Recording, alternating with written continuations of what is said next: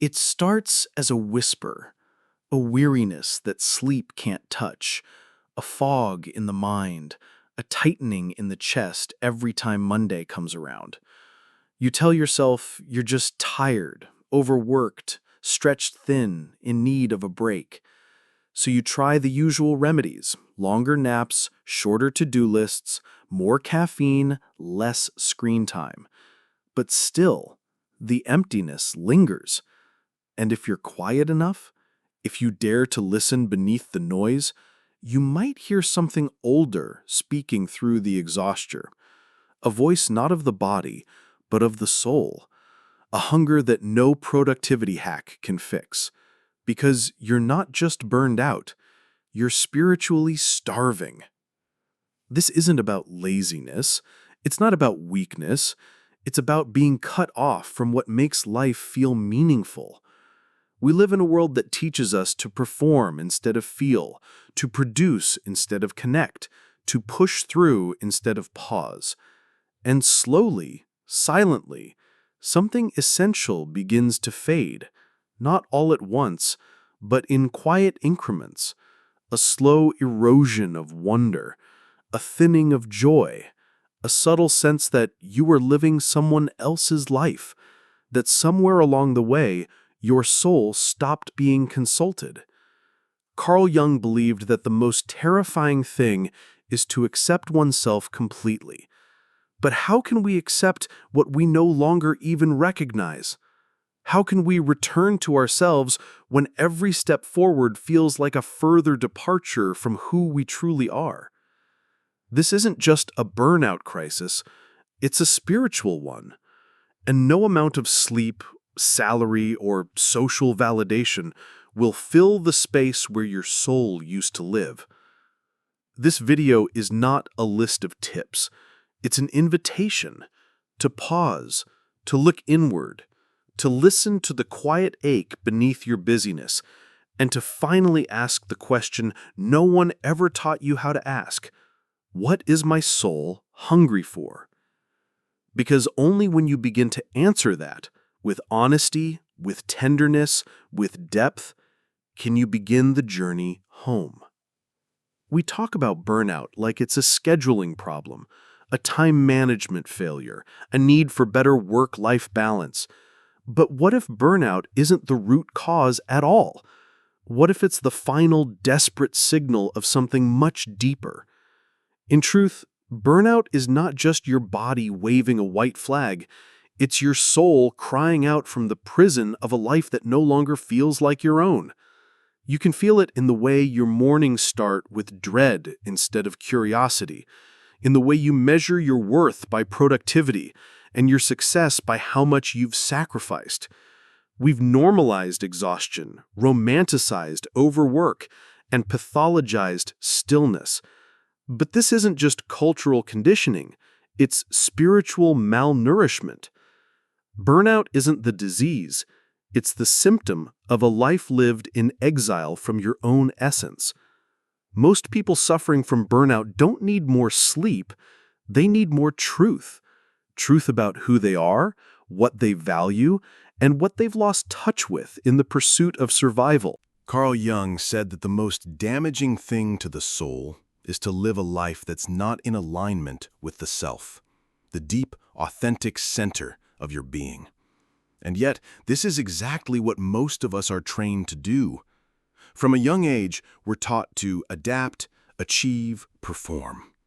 We become experts at playing roles, pleasing others, and meeting expectations that have nothing to do with our deepest truths.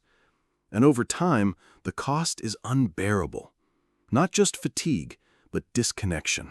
Not just stress, but a kind of psychic starvation, where your soul no longer recognizes the life you're living as its own. You start to ask, what am I even doing this for? And the silence that follows is deafening. Burnout is the alarm bell your soul rings when it can no longer tolerate the disconnect between your outer life and your inner truth. It's not just about long hours. It's about long stretches of time spent being someone you're not. It's about abandoning your creativity for productivity, sacrificing your intuition for efficiency, suppressing your emotional needs just to appear competent. And beneath all of that, the soul begins to go numb, not because it's weak, but because it's exhausted from not being heard. Burnout is not just a psychological phenomenon, it's a spiritual one. And until we stop treating it like a surface-level issue to be fixed with quick hacks and better habits, we'll continue to numb ourselves into forgetfulness, thinking the next vacation or promotion will finally save us from the fatigue that's rooted in something far more existential. What you're calling burnout might actually be the moment your soul refuses to stay silent. The moment it says, no more pretending, no more performing, no more abandoning yourself for the illusion of safety. It's a rupture, painful, yes, but sacred. Because in that breaking, there is an invitation to listen, to turn inward, to ask the questions you've avoided because you were too busy surviving. Who am I when I'm not producing? What do I truly value? What parts of me have I silenced just to be accepted? These are not comfortable questions. They are disruptive. But in that disruption lies the seed of return. Burnout, when honored instead of suppressed, becomes a threshold, a place where endings can give birth to beginnings. And if you have the courage to walk through it, you may find that what's dying isn't you. It's the false self you were never meant to sustain. In the world we inhabit, your value is measured by output, not presence, not depth, not meaning, just output. The system doesn't ask who you are, it asks what you can produce. You're rewarded for efficiency, not for insight. Promoted for performance, not for truth. And slowly, almost imperceptibly, you begin to internalize the logic. If I am not producing, I am not worthy. You begin to feel guilty for your softness, ashamed of your slowness, terrified of your silence. But the soul cannot thrive in this terrain. It was never meant to be monetized. The moment you trade your meaning for productivity, you sever the line between who you are and what you do, and that fracture, over time, becomes unbearable. Carl Jung warned us, if you lose touch with the self, a deep archetypal core of your being, you risk becoming hollow. And nothing hollows you faster than a system that trains you to treat your own essence as a commodity. You become a brand, a resume, a LinkedIn profile, a curated identity built for consumption. And yet, beneath that polished exterior lives a soul gasping for breath, craving depth, craving stillness, craving something real. But capitalism doesn't make room for the sacred. It flattens everything into value propositions.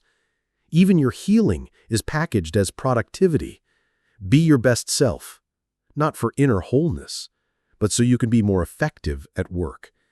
The sacred becomes a tool, spirituality becomes a brand, and in all of it, the soul is quietly exiled, not because it's gone, but because we've forgotten how to listen.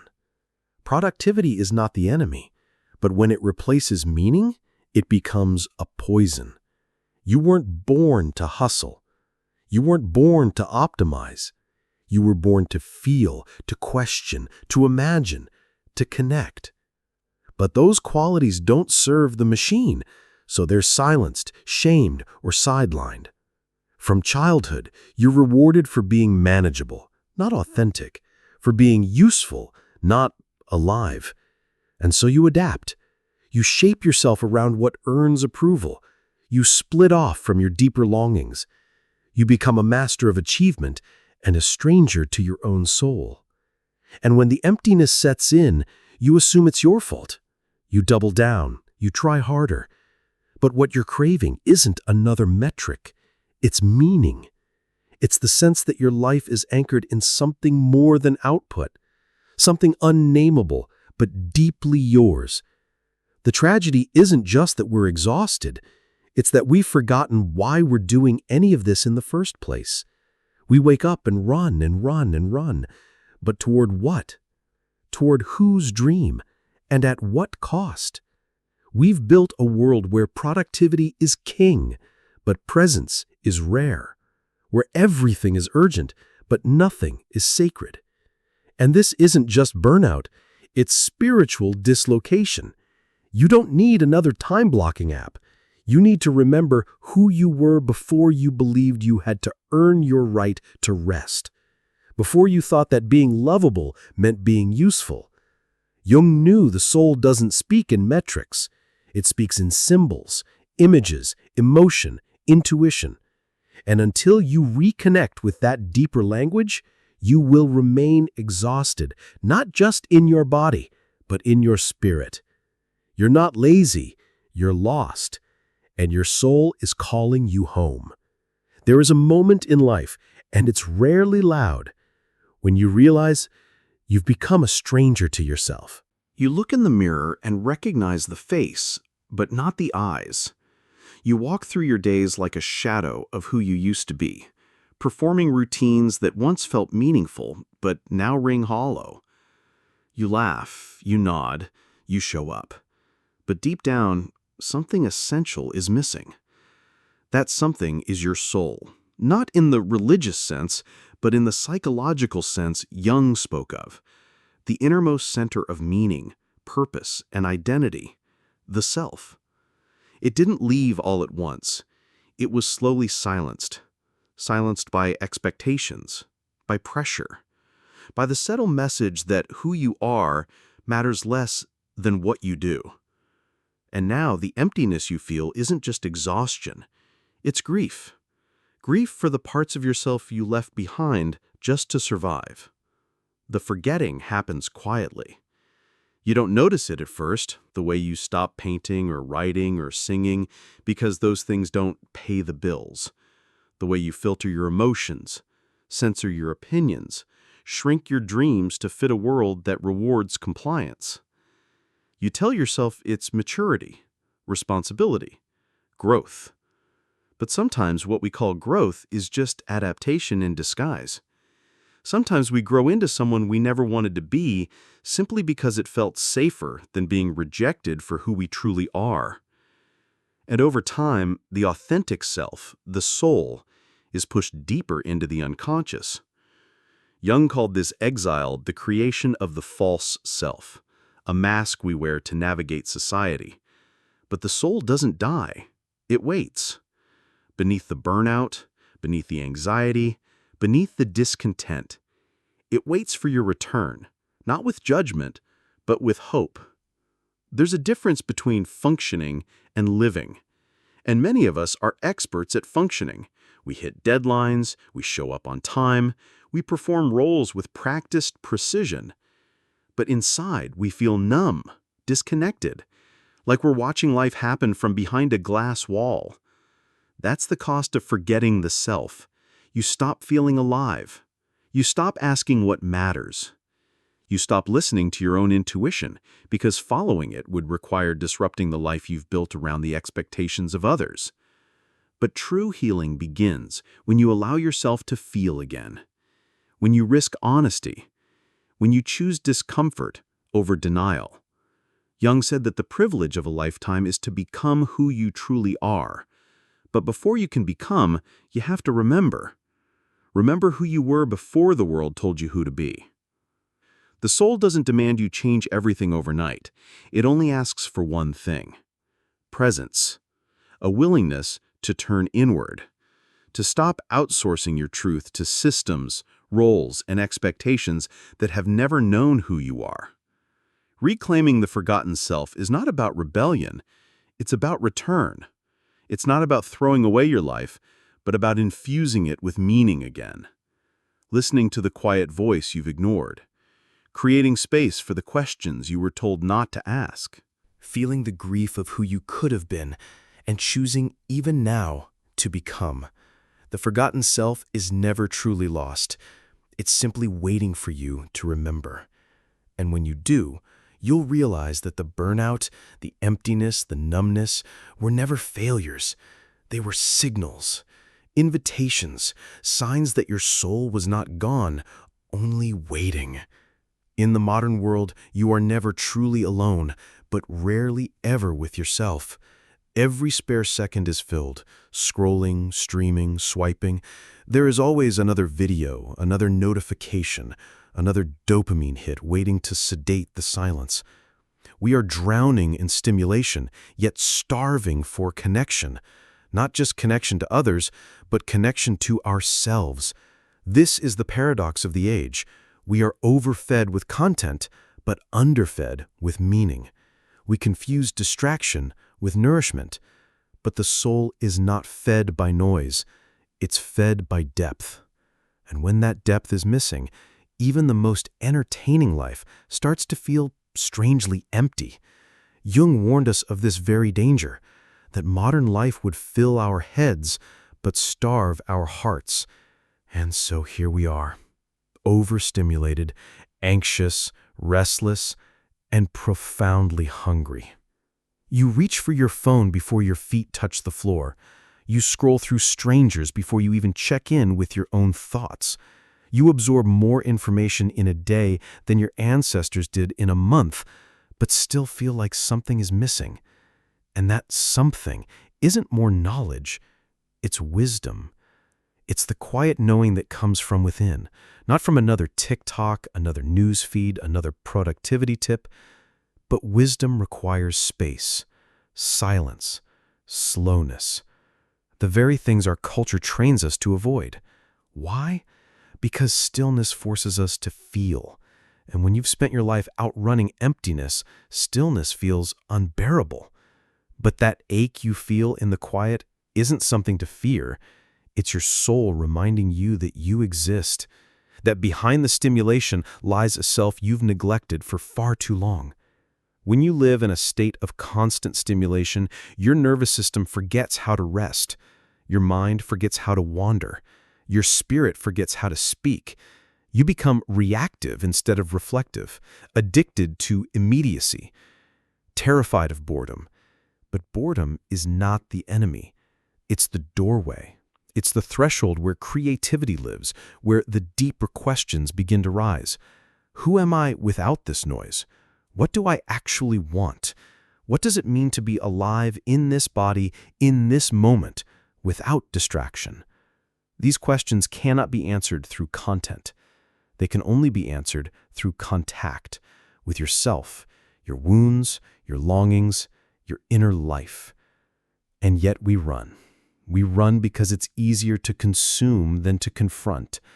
But the cost of endless stimulation is that we forget what it feels like to be home inside our own soul. You don't need more stimulation.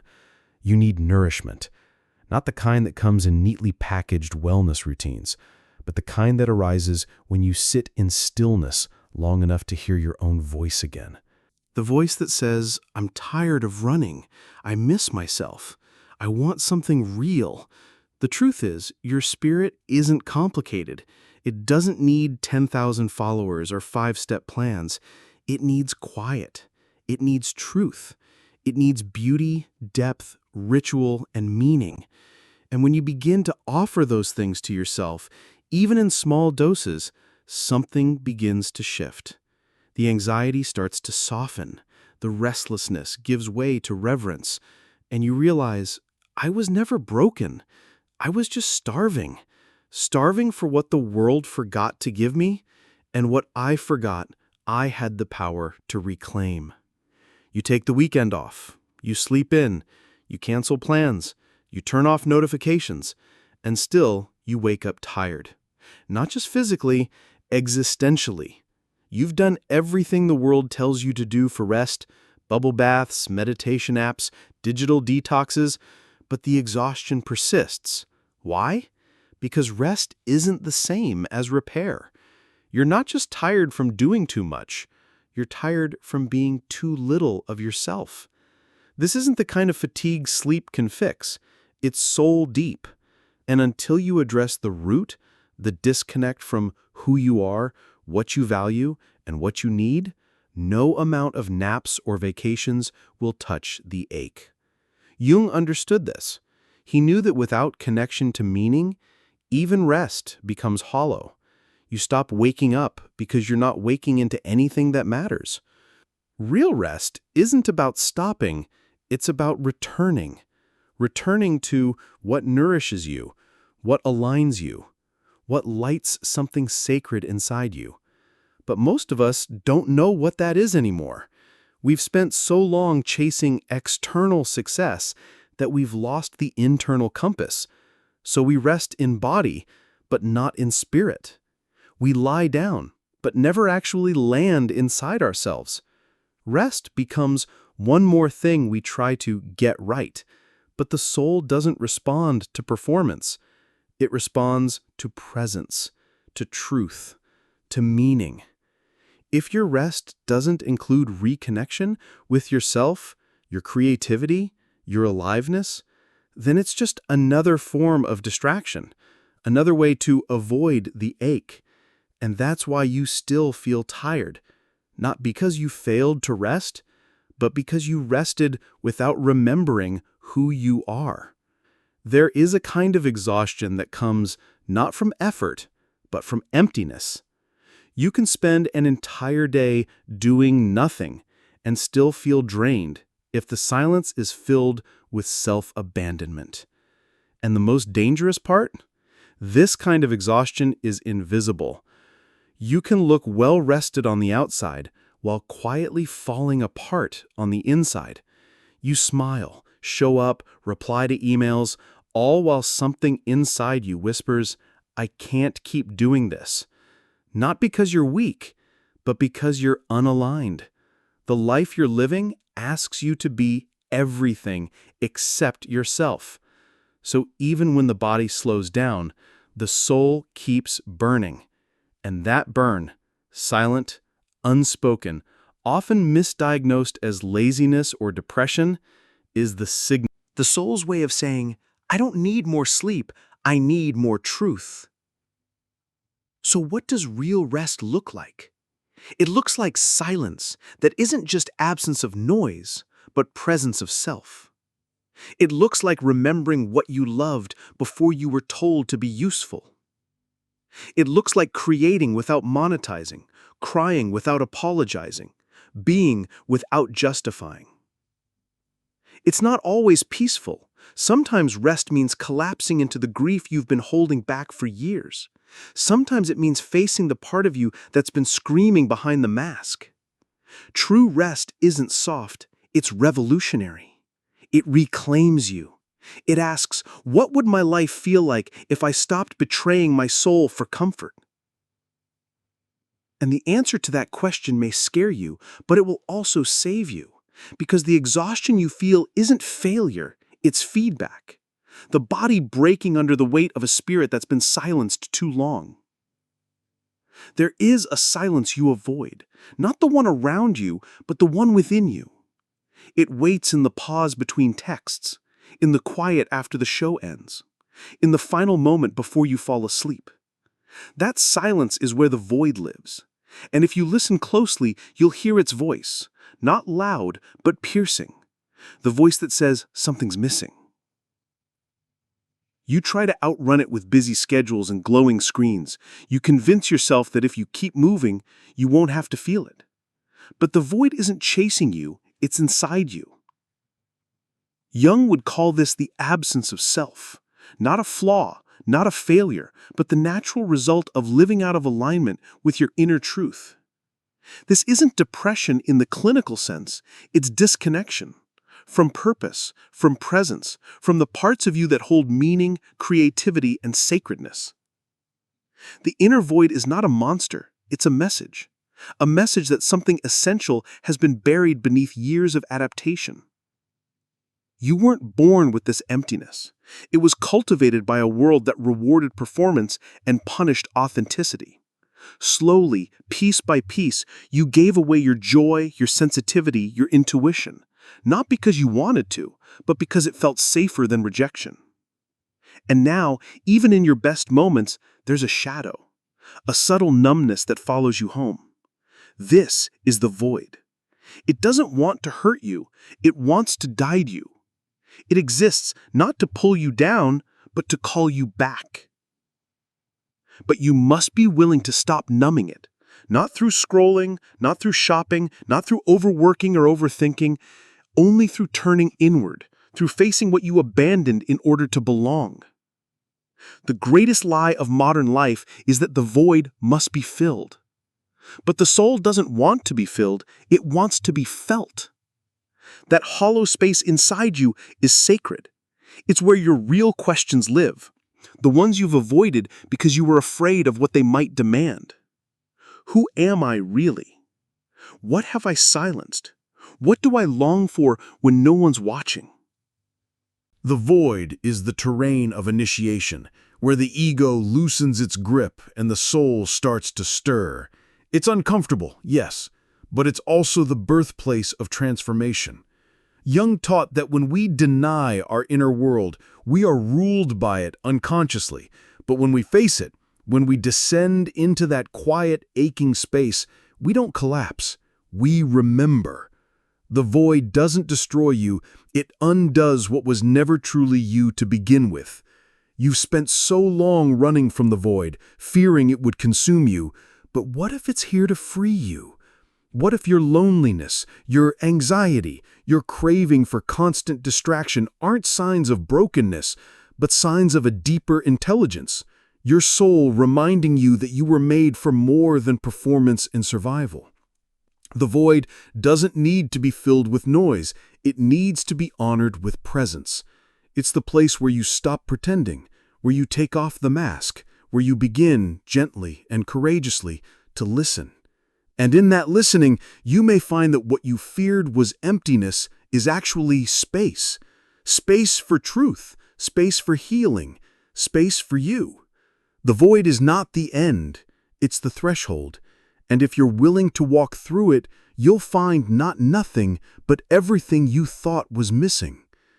We live surrounded by sound but rarely hear anything real. We speak constantly yet say so little of what matters. But your spirit, the innermost essence of who you are, is not fooled by noise. It doesn't care about small talk, algorithmic success, or curated identities. It doesn't care how fast you rise if you forget why you're climbing. The soul has only ever wanted three things: silence, depth, and meaning.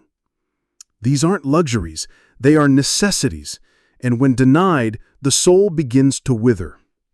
Jung believed that the soul speaks through symbols, images, and inner experience. But in a world that only values what is loud and visible, the subtle language of the spirit is drowned out. You don't feel dead inside because you're broken. You feel dead inside because you're spiritually malnourished. Your soul is starving for the sacred. Silence is not the absence of sound, it's the presence of yourself. It's the moment you stop performing and begin listening. But silence is terrifying in a culture that rewards noise. It reveals the questions you've buried, the ache you've numbed, the grief you've postponed. But it also reveals the wisdom you forgot you had. In silence, your inner voice grows louder. Not the voice of anxiety, but the voice beneath it. The one that says, you're allowed to slow down. You're allowed to not know. You're allowed to want more than this. Depth is born in that space. Not depth for the sake of appearing deep, but depth that comes from daring to sit in your own presence without distraction. You're not weak for wanting more than surface-level existence.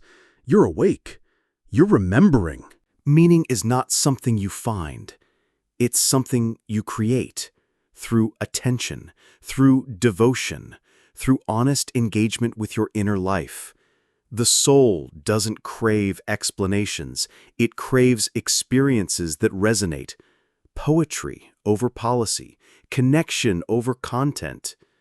Meaning arises when what you do on the outside matches what you feel on the inside. When your actions are rooted in truth, not obligation. But most of us are so busy surviving that we forget to ask, does this matter to me?